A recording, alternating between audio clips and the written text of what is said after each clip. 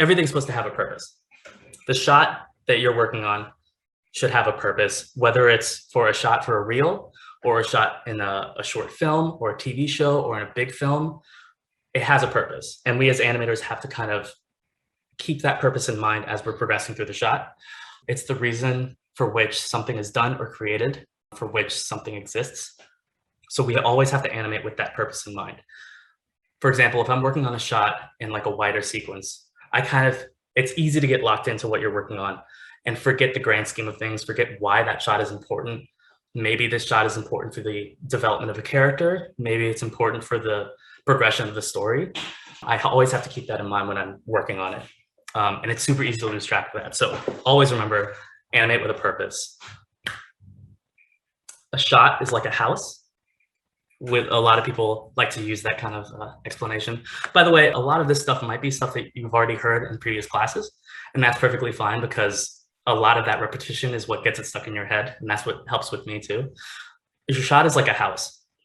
The foundation and the exterior of it are both incredibly important and dependent on each other for success.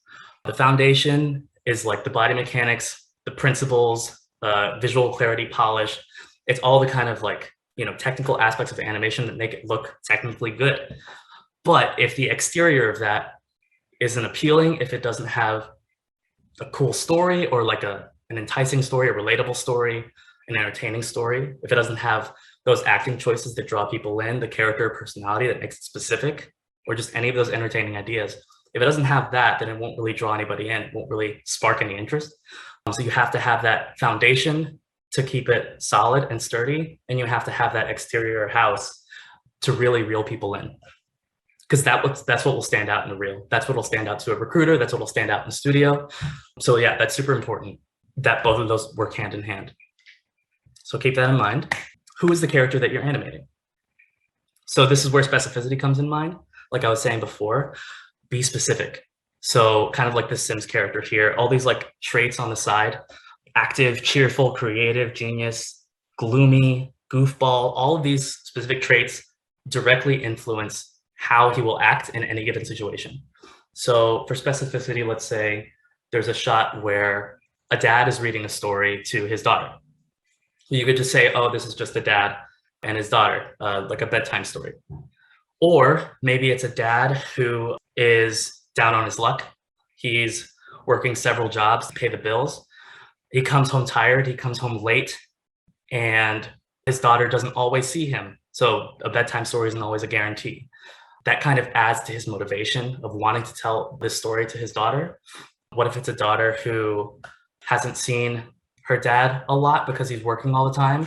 She really cares for these moments, but he gets home so late that she's kind of tired. So that affects her energy levels, but you can also kind of convey that excitement as well. So that's that battle, which adds to the specificity of the character and the performance. So just more specific. The more details you can get in a character, the more details you can get in the story, the better that it'll be.